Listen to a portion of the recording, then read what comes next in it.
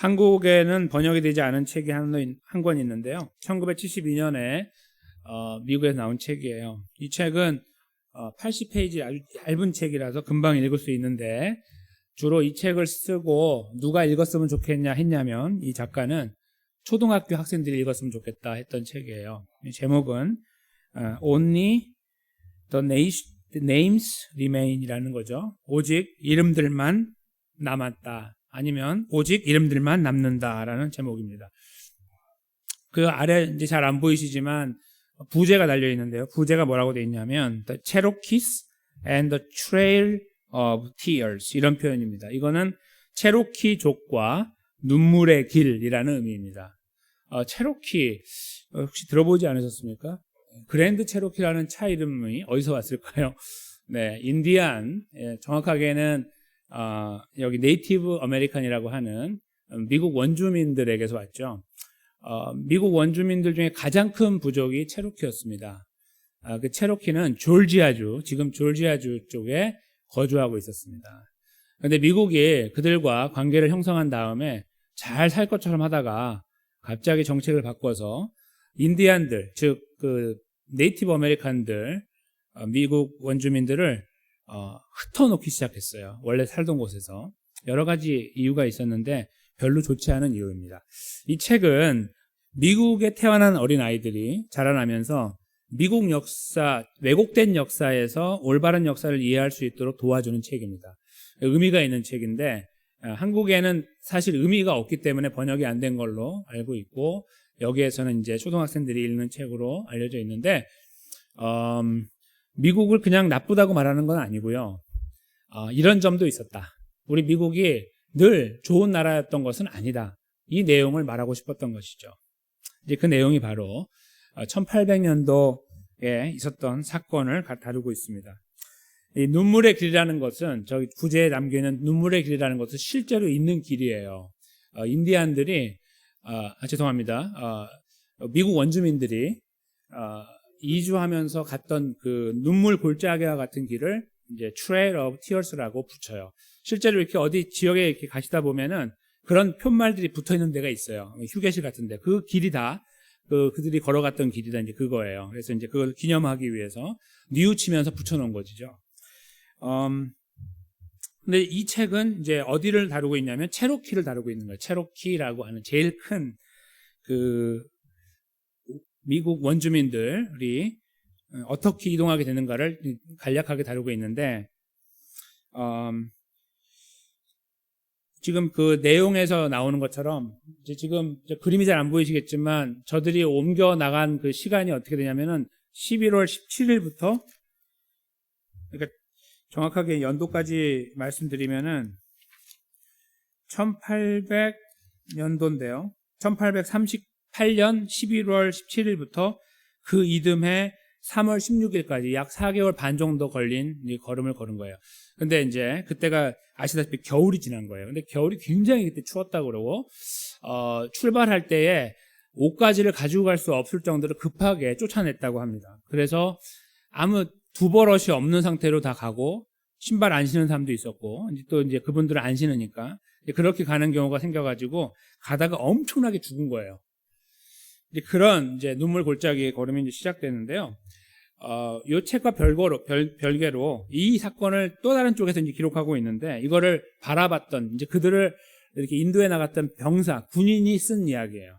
이제 자기 일기 같이. 거기에 이제 쓰고 있는 내용은 더 아주 정확하게 쓰고 있는데, 그 중에 이렇게 표현하고 있어요. 그 추장의 이름이 존 로스라고 하는 사람인데, 이분은 이제 원래는 여기 원주민인데, 이제 미국인하고 사이에서 태어난 사람이에요.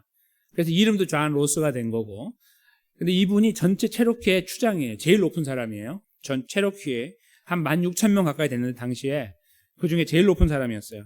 근데 여기에 기가 막힌 일이 있어요. 뭐냐면 바로 그들과 복음을 나누었다는 거예요, 기독교인들이. 그래서 이분들이요, 어메이징 그레이스 있잖아요, 나 같은 죄인 살리신, 이거를 자기 말로 번역했어요. 그래서 그걸 불러요. 그러니까 사실은 기독교인이 된 사람들이 엄청나게 많은 상태에서 미국 사람들이 이 정치적인 이유 때문에 그들을 쫓아내게 된 거예요. 다 자기도 그리스도인. 너무 나쁘죠? 너무너무 나쁜 일을 한 거예요. 나와 같은 형제고 자매인데 자기의 경제적인 이유 때문에, 정치적인 이유 때문에 쫓아버리게 되는, 죽거나 말거나 상관없는 거예요. 다 준비하고 가라고 하지 않았어요. 그냥 내보내서 아무것도 가지고 가지 못했어요. 이불도 갖고 가지 못했다고 그래요. 그렇게 쫓아낸 사람들이 바로 나는 그리스도인이라고 하는 미국 사람들이에요. 이 추장이 자기도 그리스도인이거든요. 자기 아내도 그렇고. 그래서 어떻게 출발했냐? 기도를 하고 출발한 거예요. 눈물 나죠. 다 모아놓고 16,000명 모아놓고, 자, 이들이 우리를 쫓아내는데 우리가 가야 되지 않겠습니까? 이 걸음을 하나님께 맡깁시다. 같이 기도를 하고 눈물의 걸음을 시작하게 된 거예요. 너무너무 마음이 아프고 가슴이 점이 옵니다. 근데 이렇게 가다가 겨울이니까 춥잖아요. 어른들이 어떻게 했냐면, 이제 다 그 중에 이제 그리스도인도 있고 아닌 분도 있겠지만, 자기는 죽어도 괜찮다. 내 옷을 벗어서 나보다 약한 사람에게 주겠다 하고 벗어주기 시작했어요. 벗은 사람들이 죽어나가는 거죠. 얼어갖고 다 죽는 거예요. 그 중에 이 추장의 와이프도 있었다고 그래요. 추장의 와이프도 자기 옷을 벗어가지고 아이에게 입히고 자기는 죽었어요. 얼어서. 그래서 무덤도 없는 사람 수도 없이 많고 묻지도 못하니까, 그렇죠? 막 그렇게 그 길을 가게 된 거예요.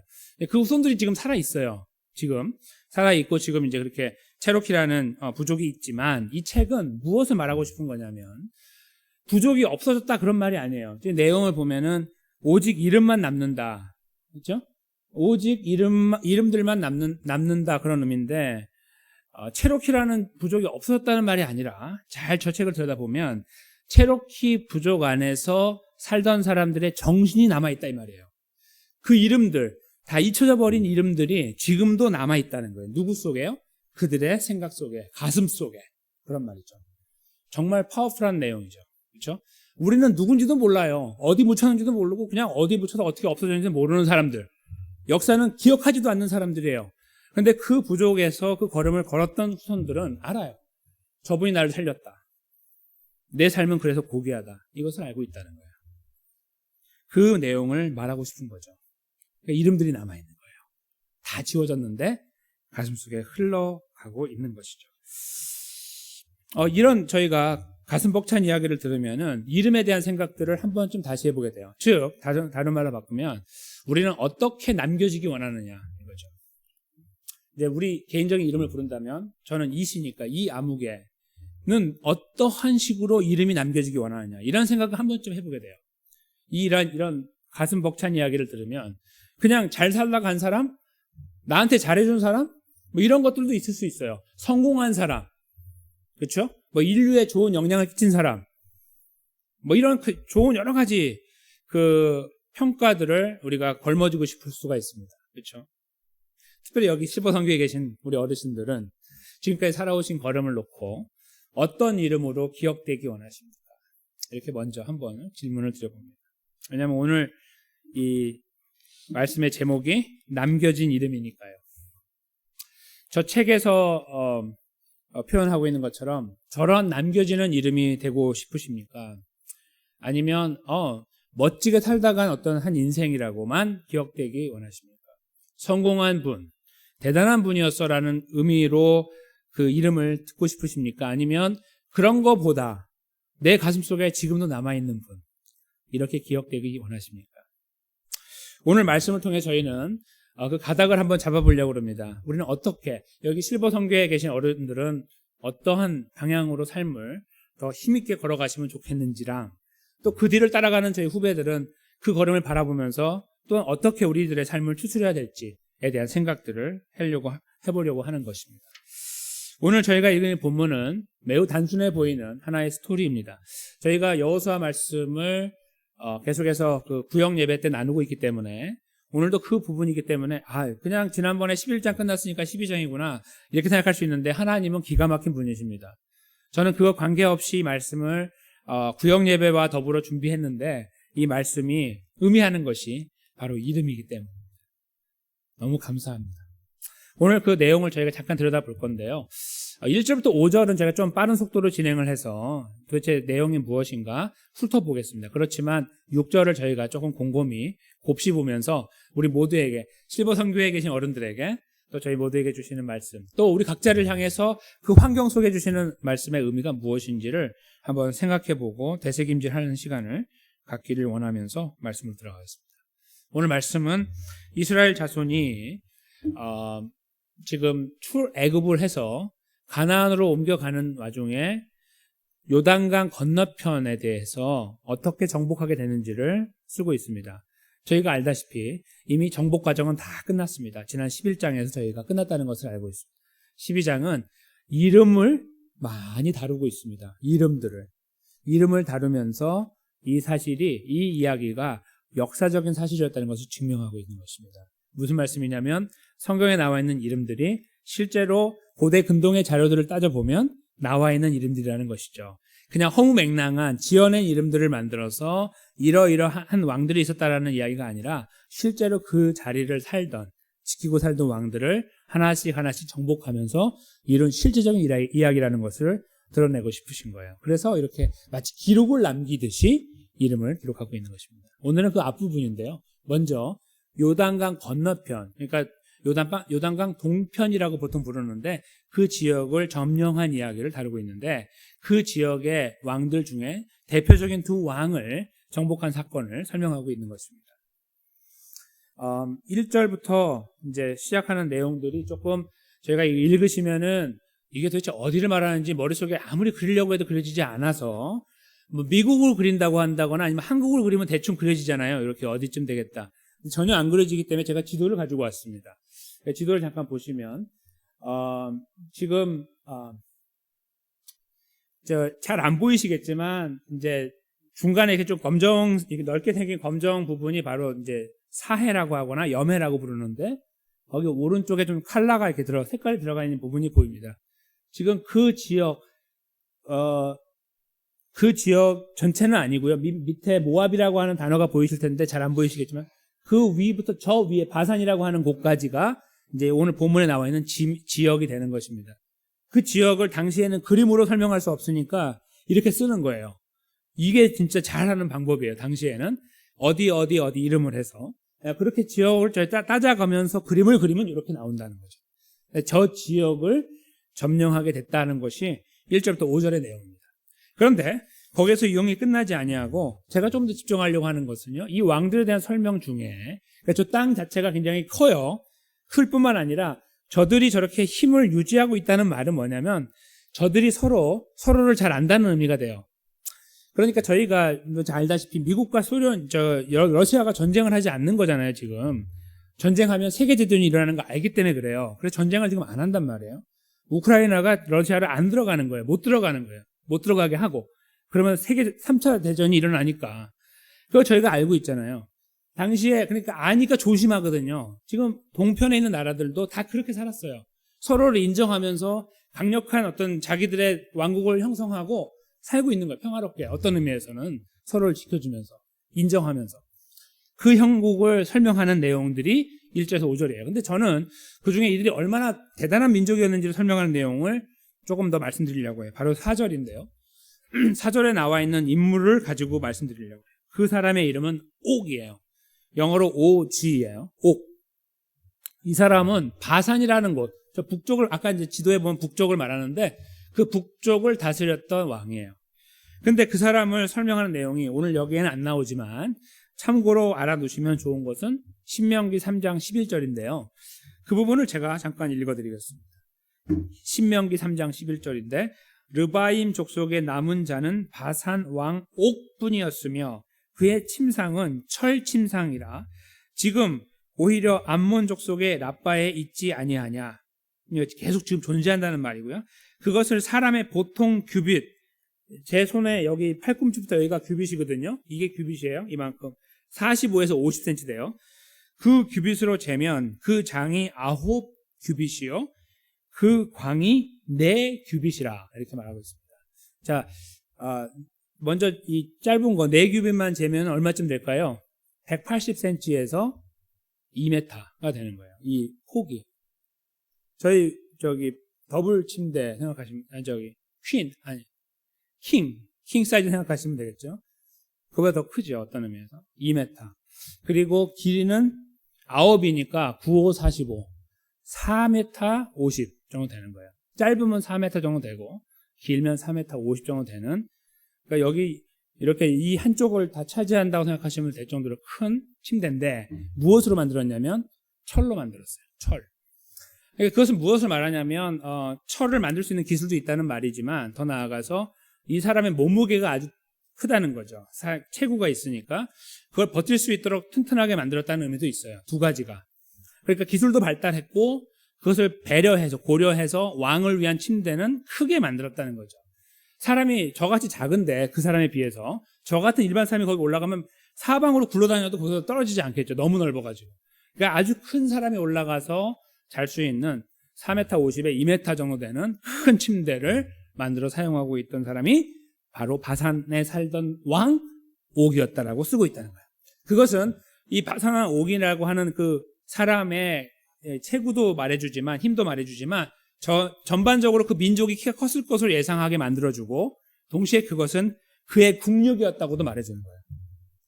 아주 강력한 나라였음을 시사하고 있는 겁니다. 넘보지 못하는 북방에서 넘보지 못하고 남쪽에서 넘보지 못하는 강력한 왕국을 형성하고 있는 나라가 바로 바산이었다라고 저희가 헤아릴 수 있다는 것입니다. 이렇게 저희가 이 본문 외 자료를 통해서 살펴보면은 무엇을 알 수 있냐면 이 바산 왕 옥하고 아모리 왕 시혼 이 두 사람은 강력한 왕이었고 서로를 지켜주고 경계를 지켜주는 그런 왕이었음을 알게 되고 그들의 힘은 대단했고 그냥 가만히 두면 건들지 않고 가만히 두면 잘 살다가 세상을 떠날 사람들이고 그 나라는 평화를 계속 이어갈 수 있는 나라였다라고 생각해 볼 수 있습니다. 그렇죠? 아무도 건드리지 않으면. 근데 거기에 누가 들어간 거예요? 이스라엘이 들어간 거예요. 잘 살고 있는데. 그래서 역사가 뒤집어지게 되는 거죠. 가만히 두면 평안하게 가는데 이스라엘이 들어갔어요. 그래서 그 땅을 다 뒤집어 버리고 다 차지해 버린 거예요. 바산 왕 옥을 설명하는 단어 중에요. 르바의 남은 족속이라고 4절에 쓰고 있어요. 이 말은 무슨 말씀인지 설명을 드리면 르바라고 하는 족속은 아브라함 시대에 살던 족속이에요. 한참 전에. 대충 한 400에서 500년 전쯤 되라고 생각하시면 되는데 그때에 그 아브라함과 전쟁을 치룬 5개의 나라가 있거든요. 아브라함을 정복하기 위해서 전쟁을 하다가. 근데 그들이 아브라함한테 가면서 막 쳐내려갔던 민족 중에 하나가 르바라는 민족이었어요. 거기를 칠 때에 도망을 친 거예요. 사람들이. 그게 바로 여기서 말하는 남은 족속이라는 뜻입니다. 그러니까 한 500년 정도의 시간을 연명하면서 결국 나라를 형성하게 된 거예요. 바산이라는. 아시겠죠? 그 시간을 지나면서 다시 한번 나라를 재건해서 민족을 보존하고 있는 그런 나라. 되게 의미가 있는 나라라는 거예요. 그런 시간을 지나온. 그런데 이스라엘이 들어가서 쑥대밭을 만들고 다 정복해버렸어요. 왜냐하면 하나님의 약속이었고 하나님 주시기로 약속했기 때문인데요. 저희가 그 내용 다른 이면을 저희가 보기보다는 이제 여기까지만 저희가 살펴보려고 그래요. 일단은. 그런데 그렇게 정복하고 나서 그 땅을 나누어 주게 됐는데 이스라엘 민족이 300만 정도 됐기 때문에 한꺼번에 요단을 건너고 땅을 정복하는 과정이 쉽지 않을 거라고 판단해서 루벤하고 갓하고 므낫세 지파가 모세한테 우리는 여기 좀 있으면 안 됩니까? 대신에 우리 남자들은 다 칼 차고 가서 당신들 점령 다 마실 때까지 싸울게요. 이렇게 약속을 해요. 하나님께 여쭤보니까 하라고 해서 결국은 그 지역을 점령하게 되는 거예요. 여기 또 다른 지도가 하나 있는데 그것은 이제 나누어진 땅을 보여주는 거예요. 이제 저렇게 이제 다 정복하고 나니까 므낫세가 맨 위에, 중간이 갓, 맨 아래가 르우벤이 차지하는 이렇게 해가지고 땅을 정복하게 됐다는 것을 저희가 이제 알게 되는 거예요. 저렇게 나누어 준 거예요. 그 넓은 땅을. 그 내용이 오늘 내용인데 이 내용을 맞춰간 6절에 보시면 저희가 예사롭지 않은 표현을 만납니다. 그것은 바로 여호와의 종이라는 표현이에요. 모세가 그들을 인도에 나갔어요. 모세라는 이름 자체는 저희가 생각할 때는 위대하고 대단한 사람으로 여겨지지만 고대 근동에 살던 당시 그 지역에 살던 사람에는 모세는 아무것도 아닙니다. 모세가 무슨 군대 장관도 아니고 자기한테 위협적인 것도 한 번도 보여주지 않은 저 소문에 의하면 저기 홍해를 건넜다는 말은 있고 그렇죠? 그런 것들밖에 없지 직접 만나보지 않으니까 이게 대면해보지 않았기 때문에 별거 아닌 그런 존재예요. 모세는. 그러니까 아무것도 아니라 이거예요. 나이도 지금 120세가 다 된 사람이고 지금 여기까지 올라왔을 때는 거의 120이거든요, 나이가. 이제 하나님 불러갈 때가 다 된 어떤 그런 분이에요. 뭡니까, 그게? 그렇죠? 여호수아라면 또 몰라요. 응? 군대 장관 여호수아. 이분은 그게 아니거든요. 그런데 그 모세 앞에 하나님께서 수식어를 붙인 거예요. 즉, 이 모든 엄청난 일을 누가 했냐면 모세가 했어요. 모세랑 이스라엘이 한 게 맞아요, 한편으로는. 근데 하나님은 그렇게 쓰고 싶지 않은 거예요, 역사를. 그 앞에다가 수식어를 넣은 거예요. 여호와의 종이라고 넣은 거예요. 몇 번? 2번 넣었어요. 하나님은 실수로 넣은 게 아니라는 것을 증명하고 싶은 거예요. 이건 분명히 내 의도라는 걸 말하고 있는 거예요. 여호와의 종. 모세가 여호와의 종이 된 경위를 저희는 알고 있습니다. 모세가 어느 날 40이 됐을 때에 그 실수로 화가 나서 그 애굽에 있을 때 애굽 사람을 쳐서 죽이는 일이 있었잖아요. 그것 때문에 무서워서 도망을 쳐서 40에 나그네가 됐어요. 광해에 도망자로 살다가 결혼해서 40년을 살았습니다. 80이 됐을 때에 이렇게 나는 하나님 앞에 가는구나 이러고 있는데, 나는 이렇게 소시민으로 살아야지 이러고 있는데 하나님이 불렀죠. 즉 본인이 갑자기 깨어나가지고 내가 이렇게 살면 안 되지, 다시 가야지 민족에, 이래서 하나님을 찾은 게 아니고 하나님이 이를 찾은 거예요. 그래서 가만히 있는 모세를 하나님이 불러서 그곳에 보내시게 됐잖아요. 80에. 그렇죠? 그 경위를 한번 생각해 보세요. 모세가 여기까지 온 거는 놀라운 일이에요. 모세가 잘해서 온 게 아니에요. 모세가 뭔가 좀 80년 살다 보니까 뭔가 인생을 알게 되고, 아, 내가 도망친 게 잘못된 거구나, 민족에게 가야지, 뭔가 이런 새로운 어떤 것을 배우게 돼가지고 각성하게 돼가지고 하나님을 찾아서 온 게 아니고 아무것도 없었어요. 오늘도 나는 이렇게 사는 거야 하고 오늘도 양치러 나갔다가 하나님 만나고 여호와 하나님 만나서 갑자기 인생이 바뀌어버린 거예요. 그렇죠? 그걸 놓고 저희가 다시 이 본문을 여호와의 종이라는 표현을 보십시오. 하나님이 말씀하려고 하는 게 뭘까요? 모세가 위대해서 천만의 말씀, 모세가 괜찮은 인간이라서 천만의 말씀, 모세가 다른 사람보다 실수를 덜해서 천만의 말씀. 모세는 이미 실수 많이 했어요. 그렇죠? 40살에 사람 죽인 거 실수부터 해가지고 도망친 거 실수, 하나님께 80에 만났을 때 안 간다고 한 실수, 이스라엘 인도해가지고 계속 오다가 바위를 때려가면서 자기 분노를 참지 못해서 한 놀라운 실수. 그렇죠? 결국 그것 때문에 가나안에 못 들어가게 된, 여기까지 실수에 연발을 하는, 아니 나이가 그만큼 되면은 이런 실수 안 해야 되는 거 아니? 라고 생각할 수 있는 그 사람이 거기서 계속해서 실수를 연발하며 왔다는 거예요. 그러니까 실수가 없는 존재, 괜찮은 존재, 착하고 똑똑하고 능력 있는 존재 다 아니에요. 아무것도 아닙니다. 그가 똑똑했던 40년의 시간, 애굽에서 왕자로 자라날 때 그 시간 많은 학문을 배우고 40년 지나면 다 까먹었죠. 양치는 것밖에 못해요. 이제 40년 지나가지고 다 잊어먹었어요. 40년 지났는데 뭘 기억하겠습니까? 오늘같이 책이 있고 인터넷이 있어갖고 계속 그거를 바라보면서 복습하면서 배우는 게 아닌데 그냥 있는 거예요. 난 이렇게 살다 가는구나, 이렇게 되는 거죠. 그때 하나님이 딱 부르신 거죠. 그러니까 무슨 말씀이냐면 모세는 정말 허접한 인간이라는 거예요. 아무것도 아니에요. 아무것도. 그런데 하나님이 그를 딱 붙잡은 거예요. 오늘 하나님은 그거 말씀하고 싶은 거예요. 이야, 우리가 저 동쪽에 저 엄청난 두 왕을 다 정복하고 우리가 그 땅을 차지했구나. 후손들이 볼 때, 야, 우리 조상들이 참 대단하네. 인도했던 모세, 야, 그 모세의 후손에게 우리 박수를 보내야 되겠네. 이렇게 헛소리를 할까봐 하나님이 차단해버리는 거예요. 어떻게 해요? 모세는 여호와의 종이라고 해버리는 거예요. 여호와의 종. 모세가 누구인지를 극명하게 드러나는 거예요. 너는 종이야, 이거죠.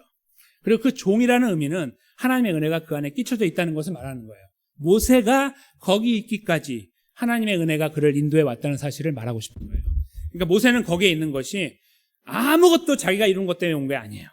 하나님의 은혜가 자기를 붙잡아서 마치 어깨 여기 뒤를 잡고서 이렇게 끌어가고 가는 것처럼 모세를 잡아가지고 그 자리까지 세운 거예요.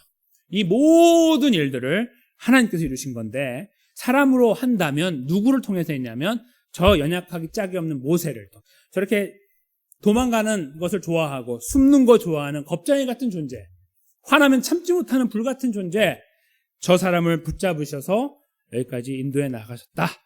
이것을 하나님께서 못 받고 싶으신 거였습니다. 그래서 6절에 여호와의 종 두 번에 걸쳐서 그 이름을 부르시면서 그가 이 모든 일을 이루고 두 지파 반에게 이 땅을 분배했다라고 마무리를 짓고 계시는 것입니다.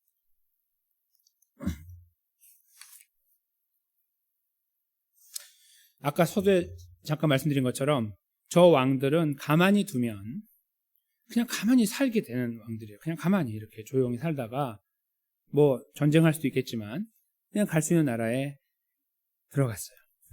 역사가 만약에 그들을 기록한다면, 이스라엘 없이 기록한다면 나라를 잘 다스렸고 국력을 신장시키고 주변 국가들과 긴장을 잘 유지하며 살았던 왕이라고 기록하겠죠. 그렇죠? 그들의 역사책에.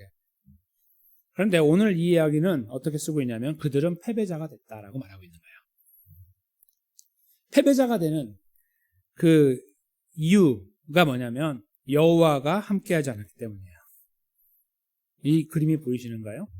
여호와가 함께한 모세는 바산 왕 옥과 아모리 왕 시온보다 떨어지는 존재였지만, 인생의 마지막을 달려가고 있는 존재였지만 여호와가 그를 붙잡으시니 이 역사의 중심에 승리자의 자리에 서게 되었다라고 말씀하고 있고, 아무리 강력하고 대단한 체구를 갖고 있고 기술을 연마해 놓고 있고 힘을 가지고 있는, 또 똑똑해서 주변과 함부로 전쟁하지 않으면서 긴장관계를 잘 유지하고 있는 이런 왕들이지만 여호와 하나님이 함께하지 않으시면 아무것도 아니다 하는 것을 분명하게 보여주고 계시는 것이죠.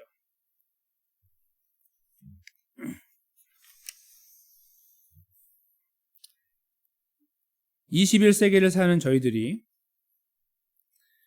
이 모세를 생각해 볼 수 있는 여지가 있는 것은 하나님이 우리를 부르셨던 시간들을 생각해 보면 됩니다.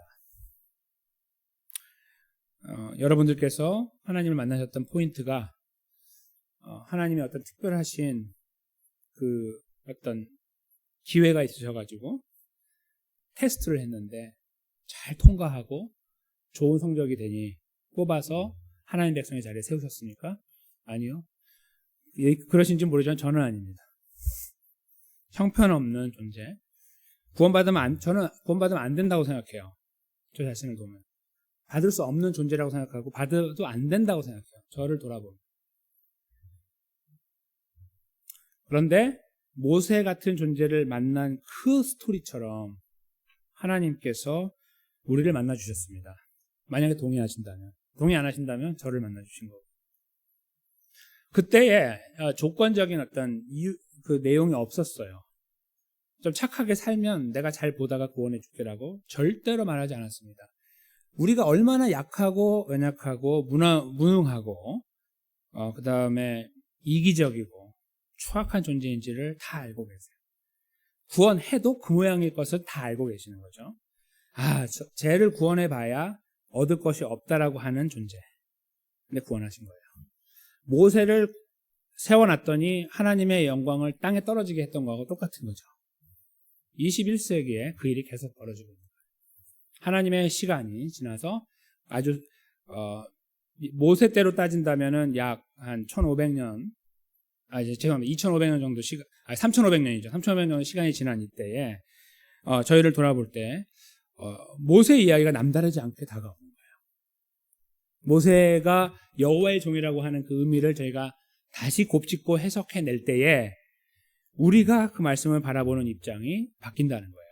왜요? 모세가 우리 대신 여기 있는 거예요. 그렇죠? 우리 대신 여기 있어요. 여호와의 종이라는 이름으로 있는 거예요. 여호와의 종이라고 할 때는 여호와를 왕이라고 여기는 거고요. 또 여호와의 백성이라고 할 때도 여호와를 왕으로 보는 거예요. 원래. 그리고 저희가 쓰는 또 하나의 표현이 있습니다. 여호와 또는 하나님의 자녀라는 표현을 쓸 때는 하나님을 뭘로 보겠습니까? 아버지로 보는 거예요. 그리고 예수님의 제자라고 하는 것은 우리가 예수님과 관계가 있다는 것을 말하는 거죠. 다 같은 말입니다. 다 같은 말이에요. 틀린 말이 아니고 다른 말이 아니고. 즉 오늘 본문에서는 여호와의 종이라고 묘사된 모세가 21세기로 건너와서 우리가 똑같이 여호와의 종이라고 할 수 있지만 저희가 편안하게 쓰는 단어로 쓴다면 예수님의 제자, 하나님의 자녀 이렇게 쓸 수 있다는 거예요. 만약에 우리 이야기가 성경에 기록됐을 때 하나님이 쓰고 싶은 말씀은 뭐냐면 하나님의 자녀 이성음은 이렇게 쓰고 싶으시겠죠. 이성음이 위대해서 이런 일들을 하게 됐다라고 쓰고 싶지 않고 하나님은 저 아무것도 아닌 껍데기 같은 존재, 저 가만두면 비틀거리다 죽을 저 존재가 하나님의 은혜 가운데 있어서 내가 그를 하나님의 백성이라고 부르고 그래서 그가 이렇게 살았다라고 하나님은 쓰시기 원하시는 거예요. 그게 바로 이 본문을 저희가 깊이 들여다보고 우리 안으로 가져올 때 우리 안에서 발생하는 이해라는 것입니다. 그렇게 우리가 이해하게 되는 거예요. 그렇죠? 하나님은 그 말씀을 하고 싶은 거예요. 하나님께서 너무 이기적이신가요? 나도 할 만큼 해서 내 이름도 좀 거론이 되고 그래 그 여호와의 종 모세 훌륭했던 모세 뭐 이런 식으로 수식어를 달아서 좀 설명해 주면 안 됩니까? 라고 항변할 수 있을까요? 모세가? 아니면 우리 자신이 저 자신이 하나님 그래도 제가 살아온 게 있는데 제가 희생한 거 다 아시는데 하나님 그렇게 하시면 섭합니다. 이렇게 저희가 말할 수 있을까요? 그렇지 못하죠. 그렇죠? 하나님 앞에 서서 그 은혜 앞에 이렇게 가만히 서 있으면 그런 말을 할 수가 없어요. 그렇죠? 할 수가 없어요. 그렇게 우리가 뭐 잠깐은 나올 수 있는데 다시 정확하게 생각해보면 그럴 수가 없다는 것을 저희가 발견하게 돼요. 정상적이라고 하면 저희가.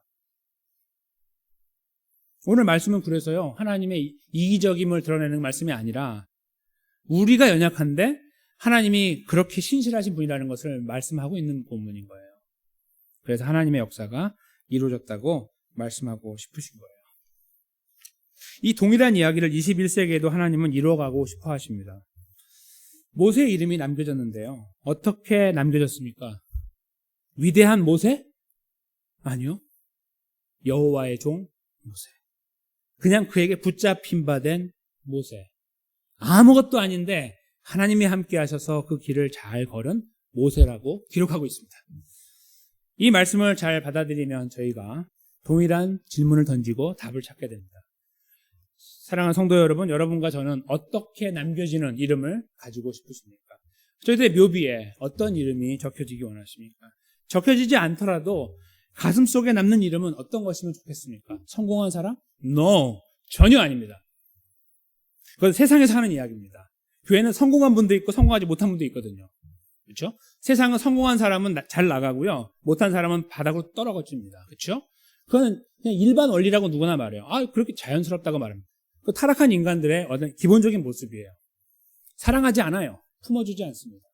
잘 나가고 힘있고 성공한 사람들은 저 탑을 찍는 거고 그렇지 않으면 다 바닥을 기는 것이 당연하다고 생각해요. 그런데 그 모습을 저희가 교회로 갖고 들어와요? 절대 하면 안 됩니다. 절대로. 예를 들어서 어떤 분이 뭐 법률가예요. 그러면 그분은 교회 오면 법률가로 부르면 안 됩니다. 성도로 불러야지. 법률가님 이리 오십시오. 그리고 어떤 분은 아무것도 없어요. 그냥 잘 힘들게 살아요. 앉든지 말든지. 야고보서에 말씀하는 거죠. 이게 바로. 완전히 헛살고 있는 거라 이거예요. 이렇게 됐다는 거예요. 믿음이. 거짓 믿음. 그게 뭐냐는 거죠. 왜 잘 사는 사람에 대해서 그렇게 해야 되고 못 사는 사람 이렇게 해야 됩니까? 저희가 당장 버려봐야 되는데 그게 살아있어요. 많은 교회에서. 그래서요. 무슨 성공 이런 거는 저희가 성공한 거에 대해서 저희가 훌륭하고 얼마나 힘들게 했으면 어떤 그런 것들은 말할 수가 있어요. 누가요? 삼자가. 바라보는 사람이 말할 수 있다는 거예요. 본인이 아니고. 그러나 그것이 교회 안에서 가중되면 안 돼요. 그것은 무엇을 양산하냐면은 그렇지 못한 사람을 죽이는 거예요. 세상에서 힘든데 교회 와서 또 한 번 죽는 거예요. 그건 교회가 아니죠. 죽이는 곳이에요. 지옥 같은 곳입니다. 버젓이 존재하는 교회가 많아요. 그래서 잘 되는 분들은 박수 받고 그렇지 않으면 홀대 받는 거죠. 근데 심지어 그게 어디까지 이어져요? 우리 실버 선교회까지 이어지는 거예요. 실버 선교회 분들 제가 바라봐요. 선교에 계신 분들이 내가 그래도 지금까지 살아온 거에서 조금 더 남겨야 되는데 뭔가 더 해야 되는데 이런 부담이 혹시 있으십니까? 다 버려버리십시오. 그거 저희 카운트하지 않습니다. 하나님도 안 하시고 우리도 안 해요. 중요한 것은 모세 이름처럼 여호와의 종이라는 그 타이틀에 걸맞게 살았느냐 이거예요. 하나님 백성으로 하나님의 자녀로 살려고 발버둥 쳤느냐 그렇지 않느냐가 남는다는 거예요. 그게 남겨져야 되고 그게 건강한 교회고 그것에 모든 것을 걸고 가는 것이 건강한 실버 성교의 한 분 한 분이 되는 겁니다. 그것을 성교에 계신 한 분 한 분이 살아가실 때에 뒤를 따라가는 저희가 뭘 보겠습니까? 저렇게 가는 거야 라고 보겠죠. 거기에서 세상의 카드를 꺼내면서 내가 그래도 이런 거 있어 저런 거 있으라고 한다면 뭘 보겠습니까? 아 저렇게 하는 거구나를 보겠죠. 잘못된 길로 인도하는 것이 될 거예요. 먼저는 실버 성교에 계신 분들 인생 한 분 한 분의 인생이 얼마나 귀하고 아름다웠습니까? 너무나 힘들고 어려운 골짜기를 지나오셨습니까? 지금까지 걸어온 삶만 돌아보셔도 책 몇 권을 쓰실 수 있는 이야기 아니겠습니까? 너무너무 힘든 시간을 걸어오셨어요. 주님과 더불어. 그 삶이 귀하지 않습니까? 하나님이 그것을 그런 거는 말고 다 하는 거니까 말고 좀 제대로 된 거 꺼내봐 이렇게 하시겠습니까? 하나님이? 결코 그러지 않습니다. 우리에게 꺼내기 원하시는 거 우리가 그래도 입만 열면 나오기 원하는 것은 하나님의 은혜였습니다. 그렇죠? 하나님의 은혜였습니다. 내가 잘 살지 못했던 것 같고 참 그것이 마음 아픈데 하나님 나에게 허락하시는 삶 동안 내가 그렇게 하려고 발버둥 치고 싶습니다. 라는 고백일 거예요. 어떤 이름이 남겨지면 좋겠습니까? 성공이라는 단어가 빠지고 그 자리에 정확하게 잘 세워져 있지는 못했으나 그 자리에 설력을 발버둥 쳤던 분 이렇게 남겨지는 거 어떻게 생각하십니까? 그 삶이 정말 아름답지 않겠습니까? 바로 그것입니다. 우리 실버 성교 어른들은 바로 그 방향으로 가야 돼요. 지금부터 더 열심히 그리로 가야 됩니다. 그분을 봐서 우리가 기억해내는 것은요. 그 이름 석자에다가 더해서 대단한 분, 훌륭한 분, 성공한 분, 엄청난 분이 아니라 하나님의 손에 붙들린 바 되려고 발버둥 치고 하루하루 하나님 백성의 걸음을 걷는데 그 눈물 골짜기 힘든 시간들을 주님 의지해서 가려고 했던 분들 그 입을 열어서 어떻게 하든 좋은 말을 꺼내려고 노력하고 선한 말들을 하려고 하고 약한 자들을 도우려고 했던 하나님 백성이 당연히 가야 되는 그 걸음에 있으려고 했던 분들이라고 기억되고 싶지 않으십니까? 바로 그것이 오늘 실버 성교에 계신 모든 분들이 마음에 깊이 담아내고 누구의 눈치가 아니라 그냥 하나님 앞에 서서 다시 한번 추스려 보려고 하는 인생, 그 인생의 걸음이 돼야 된다고 저는 분명하게 믿습니다. 그 걸음을 지금까지 걸어오셨고요. 앞으로 가시면 되는 겁니다. 저는 그런 걸음 속에 다 계셔야 되고 그리고 어떤 의미에서 지금까지 그 자리에서 눈물 흘리며 오셨다고 저는 믿어요. 그 귀한 걸음 포기하지 마십시오. 지금 주머니 손 넣어보니까 꺼낼 게 없어서 아니 나는 저 사람은 많은 것 같아 없어서 이런 거 생각하지 마십시오.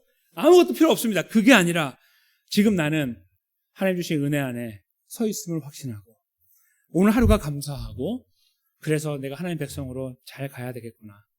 예전에는 내가 누군가로부터 험한 말을 들으면 한마디를 쏟아냈는데 두 마디를 했는데 이제 그렇게 하면 안 되겠구나라는 어떤 이런 주님이 주시는 귀한 마음들이 살아 움직여 나가는 그게 너무나 소중하게 거기에 여기서 거기 붙잡힌 바 되는 그런 자리에 여기 한 분 한 분이 세워져 계시기를 주님의 이름으로 간절히 축원합니다.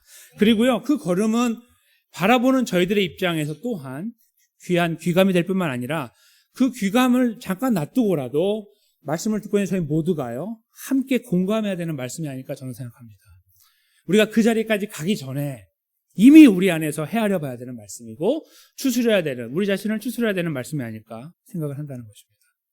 우리는 어디에 목숨을 걸고 있습니까?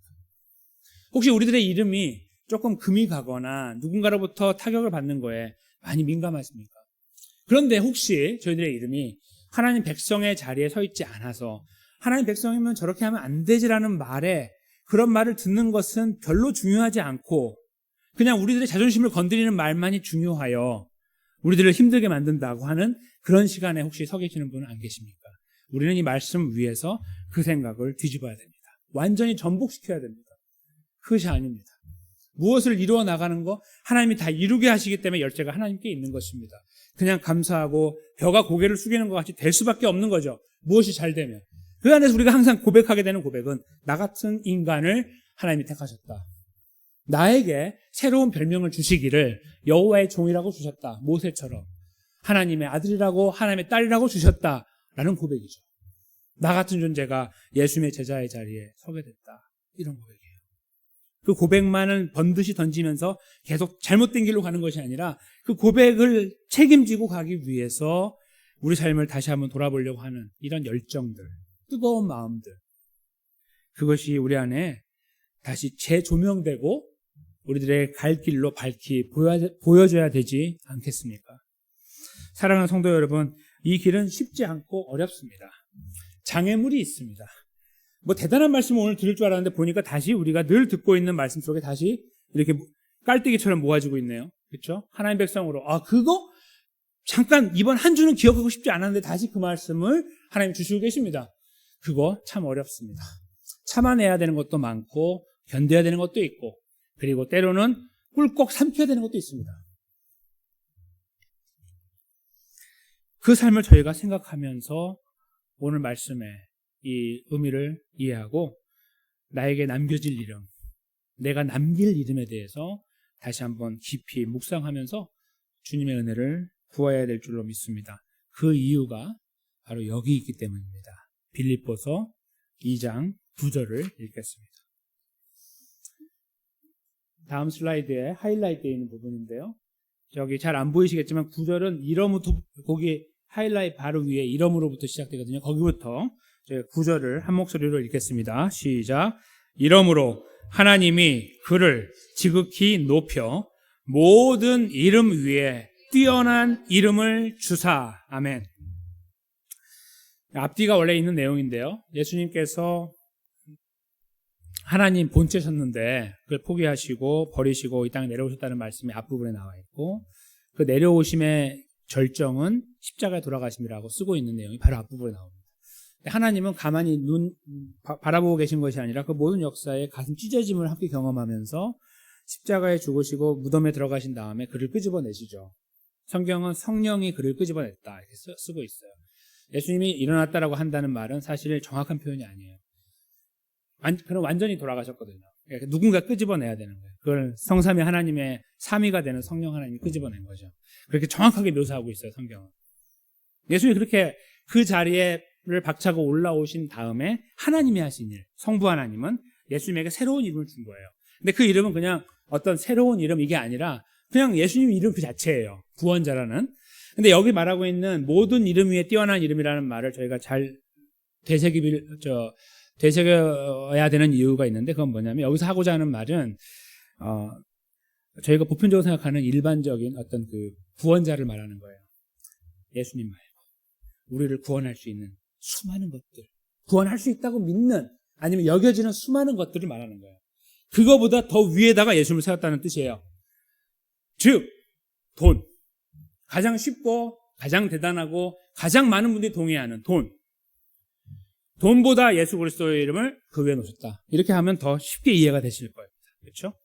그 구원자, 유일한 구원자의 자리에 예수 그리스도의 이름을 올려놓으셨다는 겁니다. 이것 때문에 우리는 오늘의 삶을 고민하는 것입니다.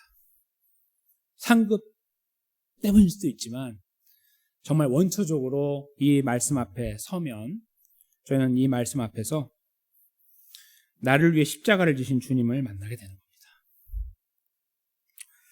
십자가를 지셨을 때에 잘 살 거라고 생각하고 십자가 지셨다면 우리는 정말 배은망덕한 존재이죠. 10번, 100번 죽어도 만족시키지 못할 죄인입니다. 그렇죠? 근데 예수님이 그 자리를 지나가셨고 그래서 우리가 예수 그리스도의 사람으로 세워지게 됐습니다. 이 말씀을 기억해내는 것이 더 중요합니다. 상급보다. 이 말씀을 기억해낼 수 있을 때 저희는 상급을 향해 달려가는 생각을 뛰어넘어 더 고귀한 존재로 세워지게 되고 그 고귀한 목표 때문에 이 걸음을 가야 된다는 확신을 얻게 되는 것입니다. 사랑하는 성도 여러분, 이 말씀의 끝자락에서 다시 이 말씀을 기억합시다. 나는 어떠한 사람으로 남기 원하는가? 나는 어떠한 이름으로 불려지기 원하는가? 세상에 사람들이 추구하고 있는 그 많은 이름 중에 하나인가? 아니면 나 같은 자를 부르셔서 하나님 백성 삼으신 이 하나님의 놀라운 은혜 앞에 서 있기 때문에 그 하나님의 백성이라는 이름에 걸맞는 삶을 사는 것인가? 이 부분을 저희가 함께 깊이 묵상하면서 그 안에서 허락하신 하나님의 은혜, 나를 택하신 하나님의 은혜 앞에 더 견고하게 세워집니다. 놀라운 은혜를 먼저는 실버 성교회 어르신들이 모두 다 풍성하게 경험하시기 원하고 그 뒤를 따르는 저희 시원의 모든 하나님의 백성들께서 그 길 가운데 함께 믿음으로 예수 그리스도를 의지하며 세워지게 되시기를 주님의 이름으로 간절히 축원합니다.